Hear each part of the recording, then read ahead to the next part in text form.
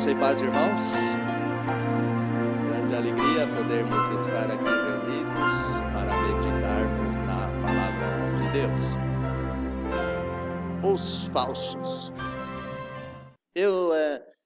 Durante a tradução do Novo Testamento, chegaram assim ideias à mente, e uma dessas foram os falsos que iam aparecendo no Novo Testamento. Agora, eu não estou falando sobre a falsidade que nós normalmente costumamos ver, né? Que a pessoa finge gostar de alguém, mas no fundo não quer saber nada com aquela pessoa, né? Eu acho que a maior falsidade, me desculpem agora o que eu vou falar, mas acontece entre as mulheres, né? A mulher faz o cabelo de um jeito, a outra chega lá, mas ficou lindo em você, né? E eu não vou nem falar o que está pensando por dentro, né? Aí tem lá o sapato novo, né? E assim vai indo.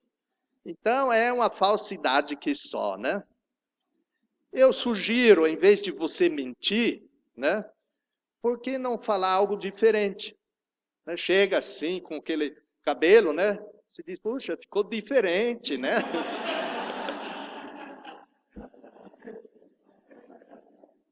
Não, porque já chamaram a nossa igreja que é uma passarela aqui, a nossa igreja de moda, mas nunca quisemos ser, né? Eu acho que não faz mal, né? Vestir bem. Eu creio que faz parte, mas não olhar com desdém a ninguém que não está vestido do seu jeito. Então nós não falamos muito sobre vestimenta aqui. Os falsos, né? Mas esses não são dessa categoria. Jesus disse, quando os apóstolos estavam lá olhando para o templo, vendo aquelas magníficas estruturas, olhando, e Jesus falou sobre os finais dos tempos. E quando eles fizeram a pergunta, quando vai acontecer isso? Qual vai ser o sinal da tua vinda e assim por diante? A primeira coisa que Jesus falou foi, vejam que ninguém os engane. Isso é importante. Vamos falar essa frase todos juntos? Vejam que ninguém os engane. Então, todos nós somos suscetíveis ao engano. Não há ninguém aqui isento. E principalmente, se ele falou isso aos discípulos apóstolos que haviam estado com ele durante 3 anos ou mais. Então, os falsos consideram o poder segundo os critérios seculares. É status, é dinheiro, são milagres e número de pessoas. Essa pessoa é importante e poderosa. Agora, segundo a Bíblia, os genuínos, como são? Jesus diz em Apocalipse 3:8, tenho conhecido as suas obras. Eis que tenho posto diante de você uma porta aberta, e ninguém pode fechá-la, porque você tem pouca força, mas guardou a minha palavra e não tem negado o meu nome. Pouca força, segundo aqueles critérios anteriores. Mas, Jesus diz, você guardou a minha palavra e você não negou o meu nome. É isso que vai importar no futuro para todos nós. Lembrem, coloquem as duas questões na sua mente. Guardar a palavra de Deus e não negar o nome de Jesus. Como nós ouvimos tão bem na introdução pelo irmão Wilton Popov, né? Eu li esse livro, fiquei emocionado. Todos deveriam ler esse livro para serem motivados. Vamos fazer uma pesquisa agora. Aqui. Qual das duas cédulas é falsa? Certo? Você pode votar pela de cima ou você pode votar pela de baixo. Ou você quer saber qual é verdadeira, o que é melhor? Tá. Qual é a falsa? Tá? Você diz, você vota numa só, evidentemente. Você diz a de cima é a falsa, levante a sua mão. Você diz a de baixo é a falsa, levante a sua mão. Ok. Vamos para a próxima. Você diz a de cima é a falsa, levante a sua mão. Você diz a de baixo é a falsa, levante a sua mão. Ué, ninguém leu. Ninguém pensa mais nada agora? Vamos lá de novo. Eu não dei tempo, né, para vocês olharem a nota. Isso aqui é para vendedor, né? Isso aqui é para vendedor. Vendedor olha a nota.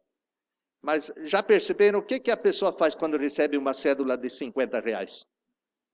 Passa o dedo assim, né?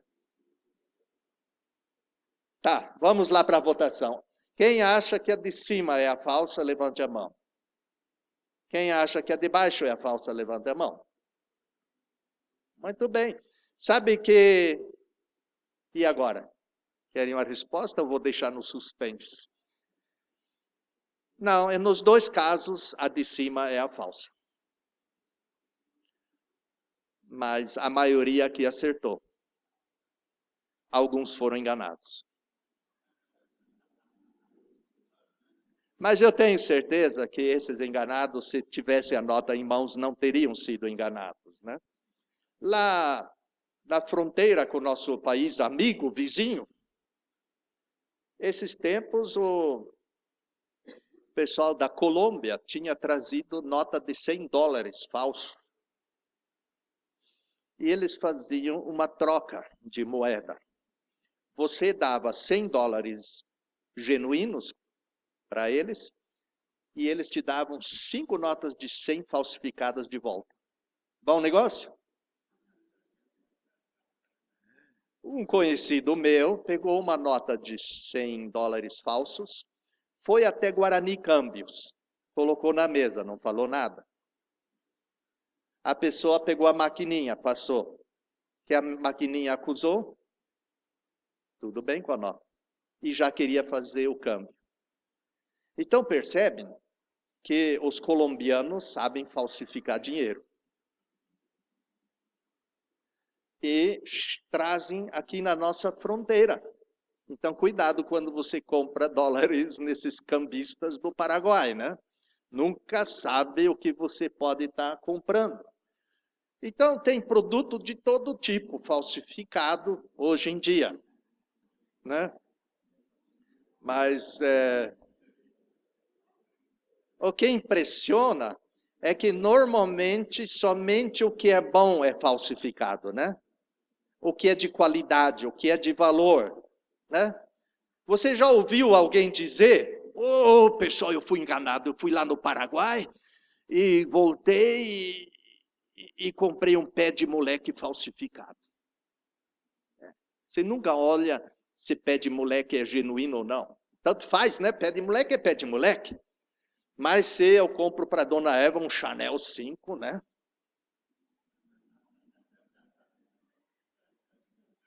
Em qual loja eu vou comprar lá no Paraguai? Então, eu prefiro pagar um pouco mais. Estou fazendo publicidade aqui, se eu mencionar, é permitido aqui, Luiz, mencionar o nome de loja? Não, se eu for no shopping China, a probabilidade é quase 100% que é genuíno. É? Não estão acreditando muito. Mas se você for nas lojas de calçados aqui da cidade, e tem lá uma marca, Adidas, não, Adidas, não. É genuíno ou não? Sabe o que um vendedor, cujo nome eu quero não mencionar em público, por razões evidentes, também não vou dizer em que loja que ele trabalhava, cadeia de loja grande, que tem uma loja do lado do nosso prédio, que ele falou que 30% do que você compra nessa cadeia de lojas é falsificado. Sabe qual é a minha solução, minha conclusão? Eu vou direto na Bolívia comprar jeans, né? Porque eu vou entrar na loja aqui, pagar R$200 e que na Bolívia custa 20. Então, vejam só, um leão paraguaio.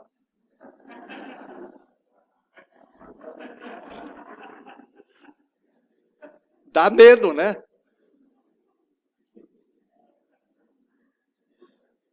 Eu creio que o pastor João Paulo e a Tabeia podem fazer isso com o coach deles também, né? Então, é impressionante, né? É que ele está cuidando dos pneus falsificados lá, né? E o gato por lebre, né? Então, você quer fazer um churrasquinho e está assando lá, o cheiro é bom, aí você morde a carne e a carne é um pouco adocicada. Aí você percebe que comprou gato por lebre, né? Meu pai viajou pelo interior e eles serviram churrasco. Ele mordeu a carne e era doce. Sabe o que eles estavam servindo? Carne de onça. Tinham caçado uma onça servindo carne. Mas gato por lebre é difícil, né? Mas Jesus fala de lobo em pele de carneiro. Agora aí já é um pouco mais difícil, né? Verificar. Algumas pessoas não viram nada ainda, né?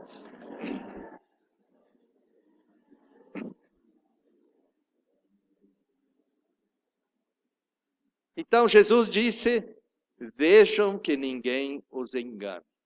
Agora não está falando dos falsificadores lá na fronteira. Esses enganam a gente querendo ou não.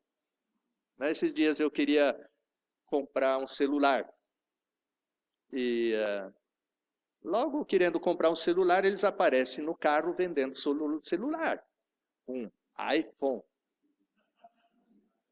R$ 450. Quanto que custa um iPhone? Uns R$ 2.000 por aí, né? 450. É um bom preço? Bom preço. Mas eu já aprendi a negociar com esse pessoal também, né? Eu falei, não, eu dou R$ 100 pelo iPhone. Não, 350. Não, eu dou R$ 100. R$ 300. E chegou a 150. E aí, quando ele chegou a 150, chegou o chefe dele. Falou, quanto que ele queria pagar? Ele falou 100. Por que você não vendeu? Né? Você sabia que o iPhone 5, a falsificação dele foi lançada na China antes de ele ser lançado aqui no Ocidente? Então, os chineses são mais rápidos na falsificação do que no genuíno. Portanto, existem lobos em pele de carneiro. Nós temos os pseudos. Aquilo que não é verdadeiro, isto é errôneo, é enganador, é perverso, é falso, é mentiroso. Então, nas nossas traduções, normalmente é colocado como falso. E tem vários desses falsos sendo mencionados no Novo Testamento. Existem pseudo-irmãos, pseudo-profetas, pseudo-mestres, pseudo-cristos, pseudo-apóstolos. Só falsos deuses são mencionados, mas ali não tem o pseudo-teós. Mas todos esses falsos cristos e tal, no grego é uma palavra só. Então, vamos começar com os falsos deuses. Paulo prega e diz, sendo, pois, da linhagem de Deus, não devemos pensar da divindade como sendo semelhante a objeto de arte, de ouro, prata ou pedra, de cunho e imaginação humana. Então, alguém lá imaginou esse Deus cheio de mãos. Faz tudo. Mas esse Deus não existe. E as pessoas vão lá e pedem ajuda para esse Deus. Não resolve. Então, existem 1 milhão de deuses no hinduísmo. 1 milhão de deuses eles inventaram. Veja aqui, em Éfeso, Paulo e Silas foram acusados. E diz assim, o que os ourives agora, que estavam ganhando com esses deuses que estavam sendo fabricados. E percebem e ouvem que não somente em Éfeso, mas em quase toda a Ásia, esse Paulo tem persuadido e convertido uma grande multidão, dizendo que não são deuses aqueles feitos por mãos. Essa é a deusa Diana. Mas no grego ela é chamada de Artemisa, Artemis, sendo que eles traduziram na Vulgata para o latim, e quando as traduções foram feitas na Europa, a palavra conhecida era Diana, que é o termo latino, para Artemis. As nossas Bíblias têm Diana, normalmente, nesse texto. A mais nova tradução tem Artemis, porque eu acho mais correto. Ali está o templo. Ali está o templo que eles estavam temendo, ia perder a fama no mundo e eles iam perder o dinheiro de não mais vender esses deuses falsos. E sabem que agora eles querem reconstruir o templo de Diana, de Artemis? Portanto, é isso que Paulo pregava. Os que são feitos por mãos não são deuses. Isso é muito importante. São deuses falsos. Também em Gálatas ele diz, não obstante, quando de fato não conheciam Deus, serviam aos que por natureza não são deuses.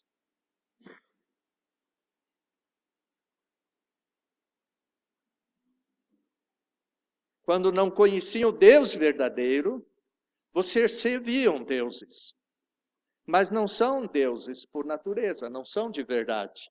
Então as pessoas inventam todo tipo de imagem,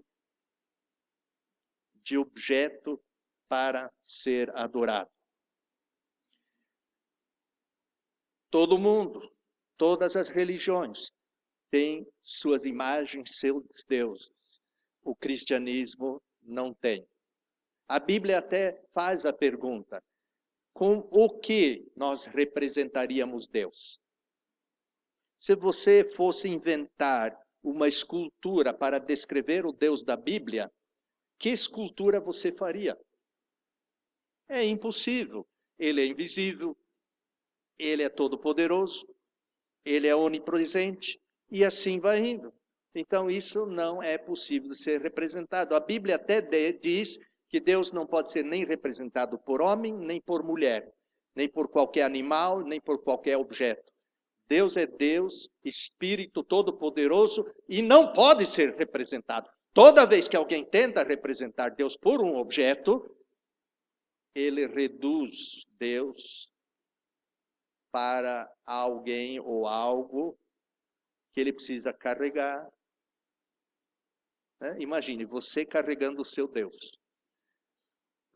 Você tem que tirar o pó do seu Deus. Você olha assim, você está me enxergando? Deus não enxerga. Você diz, você está me ouvindo? Não ouve. Você pede para ele falar, ele não fala. Ele é um Deus morto. Então, o Deus da Bíblia é tão grande que você não pode representá-lo por qualquer objeto que seja. Estevão está pregando diante do Sinédrio, da altíssima cúpula de Israel. E ele diz o seguinte para eles, dizendo a Arão, eu posso pedir ao Bruno, aqui eu tenho o meu amplificador, ligar o amplificador no meu laptop, por favor, eu esqueci. Dizendo a Arão, faça-nos deuses. Moisés estava em cima da montanha, do Sinai, recebendo a lei de Deus, e ele demorou. E o povo ficou impaciente. Demorou não muito, mas já queriam agora ter um Deus. Faça-nos deuses que irão adiante de nós. Porque esse Moisés, que nos tirou da terra do Egito, não sabemos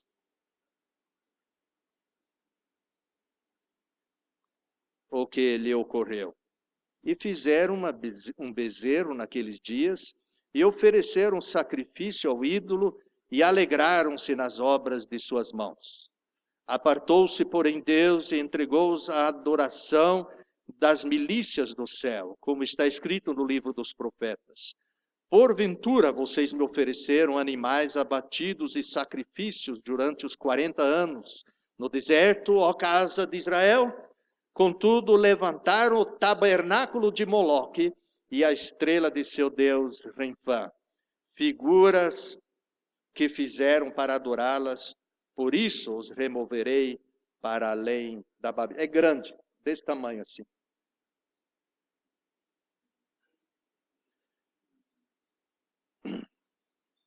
Então, disseram, faça-nos Deus. Eles fizeram um bezerro. Eles dançaram ao redor do bezerro. E eles, no deserto já, o povo de Israel, levantou o tabernáculo de Moloque e a estrela de seu Deus, Renfã. Agora vejam só. Nos Estados Unidos, na Califórnia, no norte da Califórnia, existe um vale. Altas paredes, rochas, e só uma entrada na frente. Não tem outra entrada a não ser essa. E lá, já no final do século XVIII,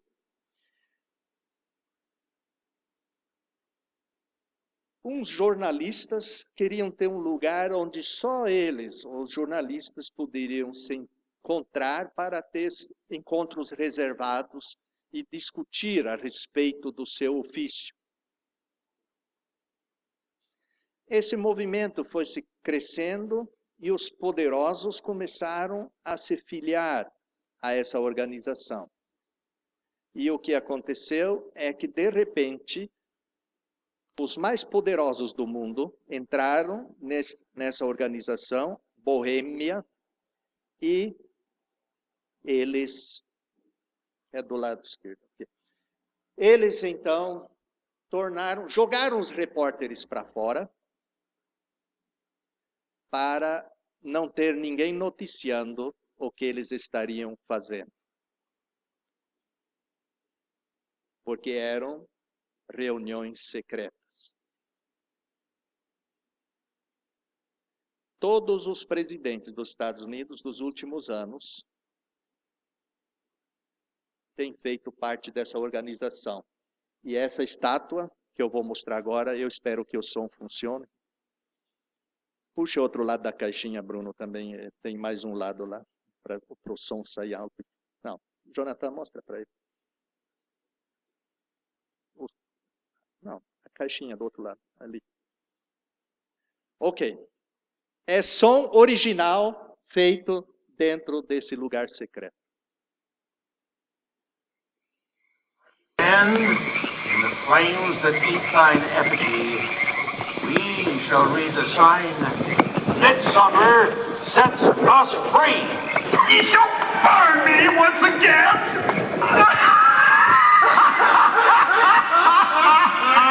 Now with these flames, which hither ye have brought from regions where I reign, ye fools and priests, I spit upon your fire. O que é isso daí? É uma enorme coruja, que é um símbolo deles, e é o Deus Moloque. Só homens podem fazer parte dessa organização. Ela foi acusada de discriminar as mulheres, por não permitir mulheres entrar. E você vê o nível, eu vou falar isso aqui de púlpito, o nível que eles agem, o argumento deles para não admitir mulheres. Porque os homens vão urinar a céu aberto. E se mulheres estivessem presentes, não ficaria muito adequado. Lá estava Reagan, lá estava Nixon, lá estava todos esses grandes presidentes do passado. Todos eles fazem parte. É um grupo de 2.000 pessoas e tem uma lista de espera para se filiar a essa organização de 15 anos. Então, se vocês olham o nome lá embaixo, Bohemian Grove, Sonora County, Sonoma County, Califórnia. É lá que fica esse lugar. Esse é Moloque. E lá, segundo pessoas que se infiltraram e filmaram, vocês no YouTube podem assistir o vídeo, eles sacrificam seres humanos a Moloque. Eles pegavam, os judeus pegavam as suas criancinhas recém-nascidas e lançavam elas para dentro do fogo, sacrificando a Moloque. As pessoas que aprovaram o aborto no primeiro caso são pessoas daqui. E, por isso, tudo indica que o aborto que as mulheres são motivadas a praticar são todos sacrifícios a Satanás, por esse grupo Bohemian Grove. Por isso a humanidade precisa parar um pouco, puxar as antenas e dizer, vamos ouvir direito o que está sendo feito. Onde já se viu dilacerar um nascituro no ventre materno para não ter o filho. Então, esse é Moloque. Deuses falsos sendo venerados. E Estevão diz, os seus pais lá no deserto já estavam servindo a Moloque e estavam servindo a estrela Renfã. Já viram o símbolo na bandeira de Israel? Será que é Renfã, esse mesmo Deus que está até hoje na bandeira de Israel? Falsos deuses. E nós poderíamos falar sobre falsos deuses por várias horas. Aqui nós temos os pseudádelfos, né? Que é um irmão falso, um associado fingido, os falsos irmãos. Mas não são aqueles fingidos que eu mencionei antes. Tem algo específico relacionado com doutrina aqui. São Paulo escreve em Coríntios que ele esteve em perigo de falsos irmãos. São servidores de Cristo. Falo como delirante. Eu muito mais. Nas fadigas, muito mais. Nos açoites, acima da medida. Nas prisões, mais frequentemente. Em perigos de morte, muitas vezes. Dos judeus recebi 5 quarentenas menos 1. 3 vezes fui fustigado, 1 vez apedrejado, 3 vezes sofri naufrágio, 1 noite e 1 dia passei em alto mar. Em viagens, muitas vezes, em perigos nos rios, em perigos de assaltantes, em perigos de conterrâneos, em perigos dos gentios, em perigos na cidade, em perigos no deserto, em perigos no mar, em perigos entre pseudo-irmãos. Em fadigas e angústias, em vigílias, muitas vezes em fome, sede, em jejuns, muitas vezes no frio e na nudez. E além do exterior, aquilo que me sobrevém dia a dia, o cuidado por todas as igrejas. Quem enfraquece? Que eu não enfraqueça. Quem é ofendido? E eu não me inflame. Se for obrigado a me gloriar, gloriar-me-ei da minha fragilidade. Paulo diz, ele esteve em muitos perigos, mas também perigos entre pseudo-irmãos. Que pseudo-irmãos são esses?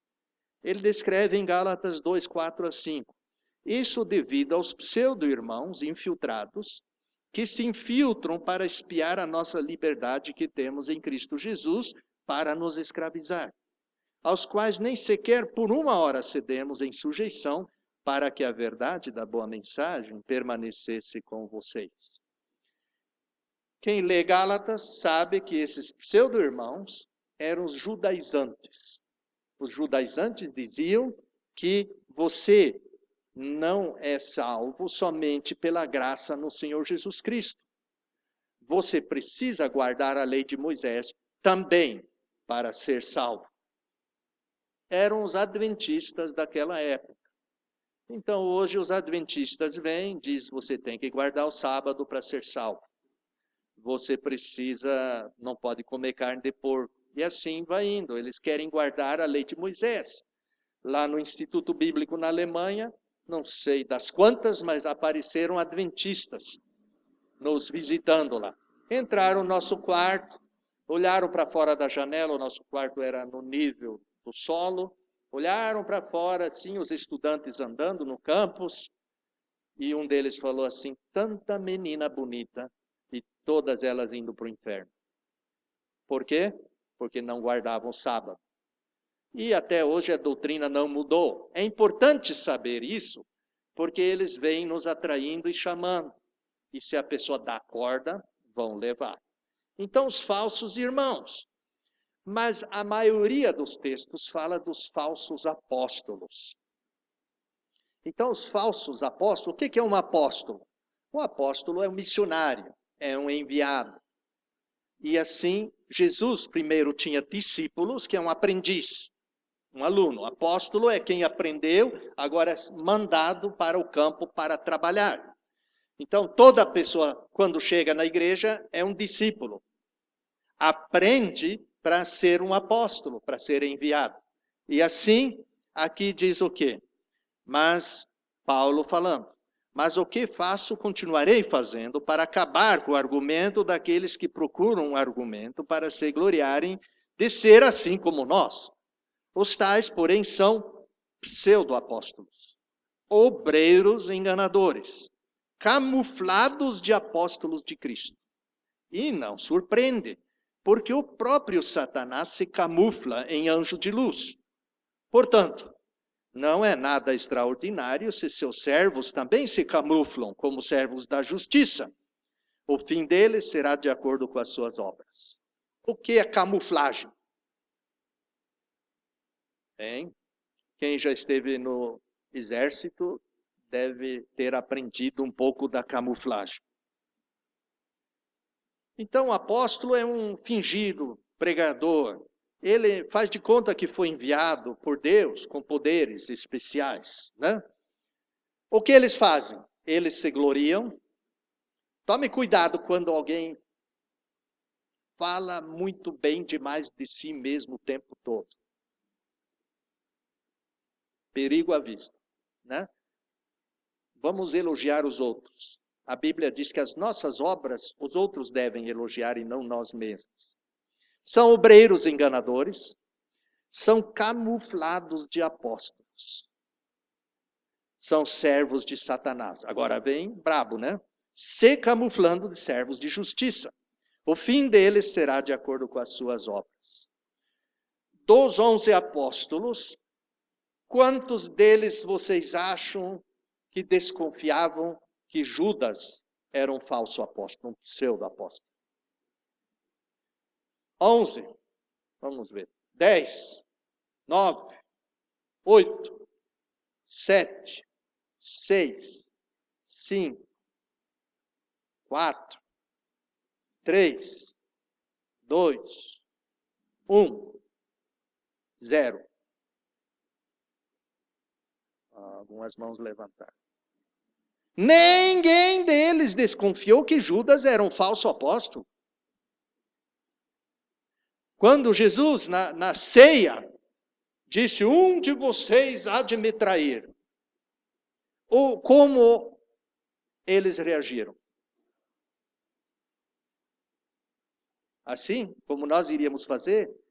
Não. Todos eles fizeram, sou eu, Senhor. Sou eu, Senhor. Cada um dizendo, eu não quero trair Jesus. Pedro, sentado lá no outro lado, longe de Jesus, fez um sinal para João, o apóstolo amado. Não sei como ele, né? Que sinal ele fez, mas ele fez um sinal, pergunta para ele. E aí Jesus falou em voz baixa, aquele que comigo molhar a mão no prato é ele. Falou para João isso. Que normalmente você diz, se Jesus falou isso na frente de todo mundo, Judas não teria colocado a mão nele. Então, quando você traduz o Novo Testamento, você começa a entrar nesses detalhes, perceber como que era. Aí Jesus pega o pão e ele e Judas colocam no mesmo momento o pão no prato. É ele. Aí Pedro e João sabiam, é ele, Judas. Será que isso pode acontecer nas nossas igrejas? Essa é a pergunta. Ninguém desconfia que é um falso. Se alguém falar, tem um falso no nosso meio, você, sou eu? Então, é um sinal que nós devemos estar sempre atentos. Em primeiro lugar, a nós mesmos. E depois também, quando alguém começa a chamar para servir outros deuses, andar outros caminhos, muito cuidado. Veja a camuflagem. Né? Existe a camuflagem para a pessoa não ser percebida, que é muito boa. Eu coloquei essa foto, mas eu mesmo não achei nada.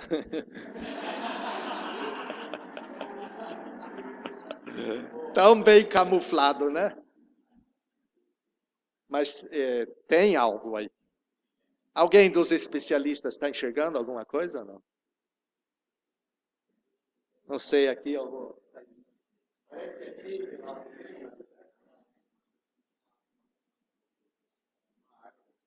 É uma árvore.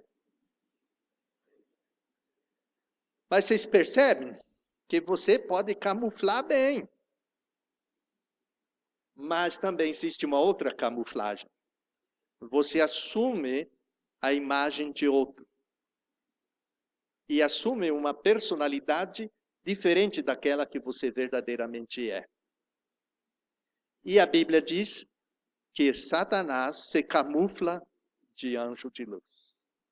Vocês já encontraram alguém que teve uma aparição de anjo?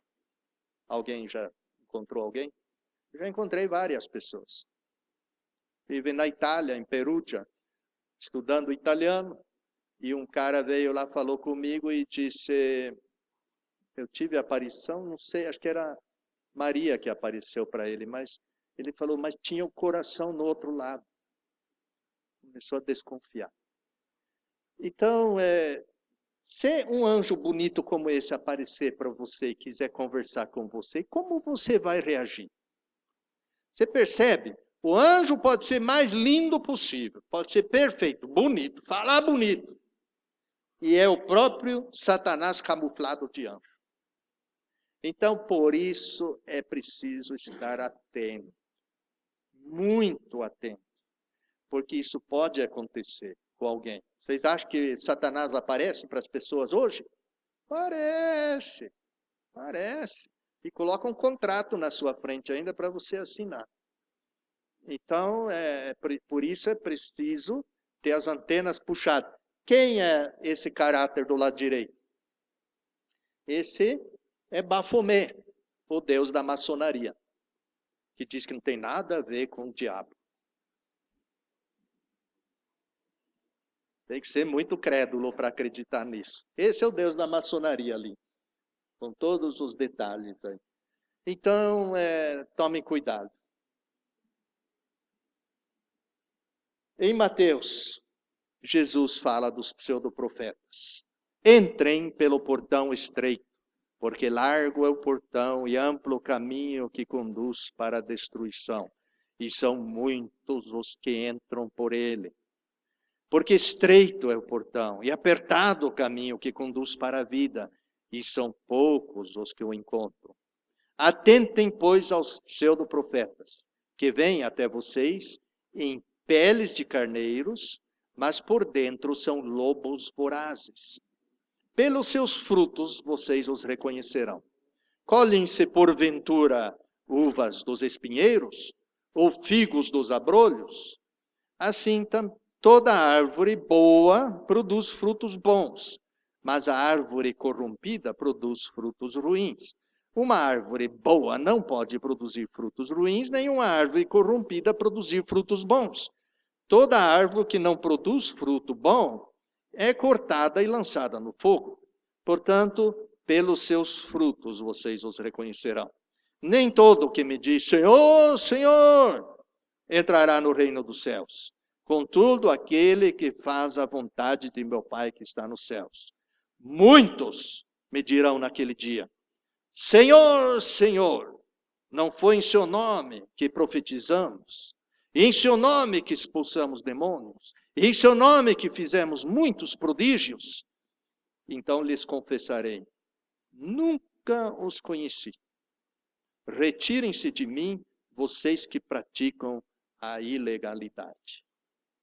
Então, o lobo em pele de carneiro tem a aparência de uma ovelha, mas a natureza do lobo. Lá por dentro, ele é um lobo voraz, diz Jesus. Pelos frutos, devemos reconhecê-los. Então, nós temos frutos bons, fruto do Espírito, amor, alegria, paz, bondade, benignidade, mansidão, domínio próprio, paciência. Boas obras, a pessoa vai ajudando as pessoas que precisam da ajuda. Louvor é o fruto dos lábios, agradecer a Deus. Por isso, no momento da nossa oração no culto, todos nós deveríamos produzir frutos, louvando a Deus com os nossos lábios. Boas dádivas, um bom presente, dado com a intenção certa, é um bom fruto. E convertidos, também é um sinal de fruto. Então você se esforça para ajudar outras pessoas a encontrarem o caminho da verdade. Mas depois o fruto podre lá embaixo. Imoralidade, briga, discórdia, intriga, divisões, engano, ganância, e vai em todos os frutos das trevas. Então Jesus diz: vocês não os reconhecerão por quê? Por dinheiro, por fama, pelas multidões que seguem e assim por diante, pelo poder secular. Vocês reconhecem a pessoa pelo fruto. Jesus diz: e serão levantados muitos pseudoprofetas e enganarão muitos. Característica, eles enganam.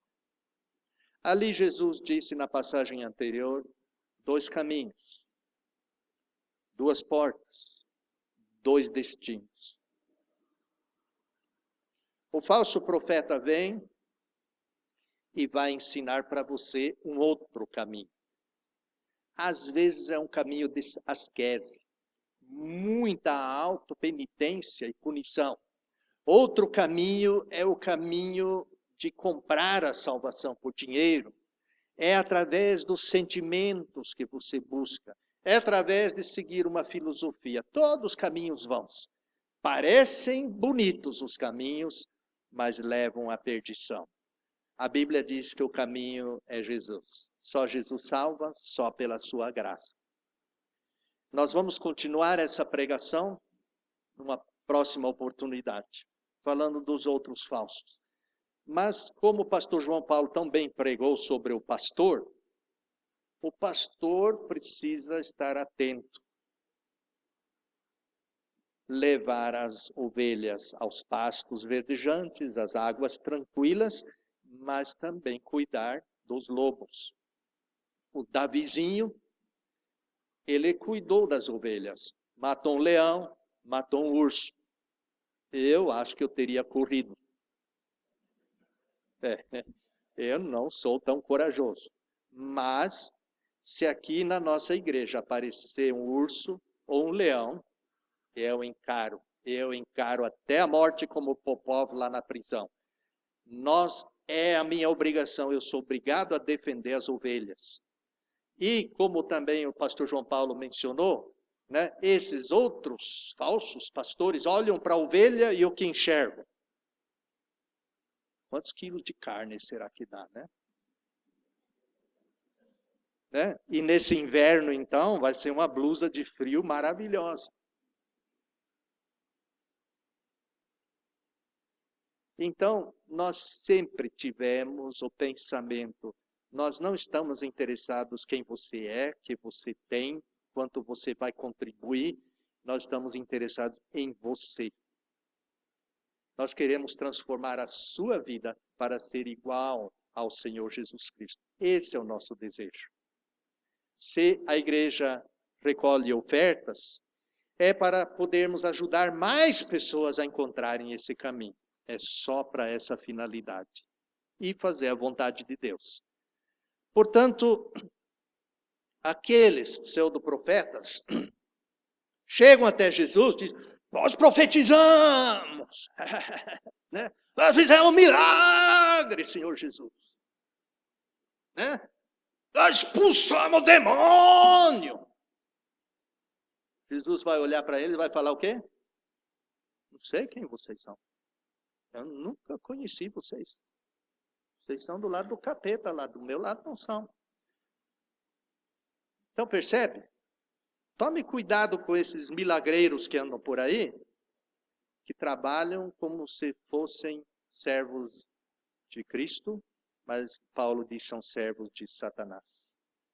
Então Jesus convida a você ser retirado dos deuses falsos, a você ser retirado do caminho largo e tomar uma decisão, se arrepender dos seus próprios caminhos e dizer, eu quero seguir ao Senhor Jesus Cristo, de coração, fazer a vontade de Deus. Porque Jesus lá diz para esses falsos apóstolos, ele diz, mas quem fez a vontade de Deus, é disso que prestaremos contas. Fizemos ou não a vontade de Deus. Eu percebi o seguinte, que a pessoa mentirosa e fingida cai na conversa de pessoas mentirosas e fingidas. Já perceberam isso? Eu não consigo entender isso. No meu modo de ver, a pessoa diz, eu minto bastante, eu engano bastante. Aquele cara pode ser que seja igual a eu. Não, ele cai na conversa do outro. Então a Bíblia diz que os retos são abençoados, os sinceros, os que buscam o Senhor na palavra de Deus. É por essa razão que devemos buscar no lugar certo, para encontrarmos o caminho certo, encontrarmos Jesus, que é a vida eterna. Que Deus nos abençoe pela sua graça. Convido a todos a se colocarem em pé para a oração final. Amado Pai Celeste, nós te rendemos graças que o Senhor nos deixou a tua palavra, que nos ensina o caminho. Erra quem quer errar. É enganado quem quer ser enganado, porque não é sincero, porque não busca na tua palavra. Mas nós oramos que todos que estão presentes aqui nesta noite possam de coração sincero buscar o Senhor e seguir ao Senhor Jesus Cristo. Abençoe a todos aqui presentes, abençoe aos enfermos da igreja, restabeleça a sua saúde, abençoe os que estão distantes, que gostariam de estar conosco, e oramos que nesta semana o Senhor conceda graça e sabedoria na reforma da sala, que o Senhor abençoe o irmão Rodrigo no trabalho que vai fazer, o seu máximo, e que possamos ter um lugar bonito para receber bem as pessoas.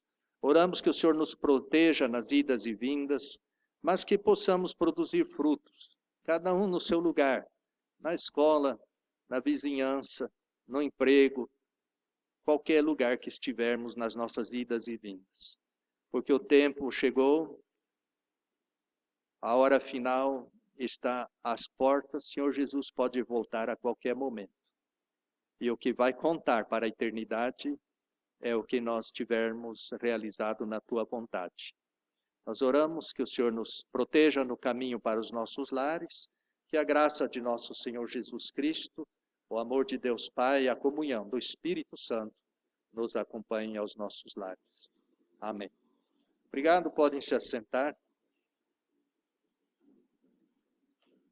E estamos despedidos. Obrigado pela presença. Voltem no próximo domingo.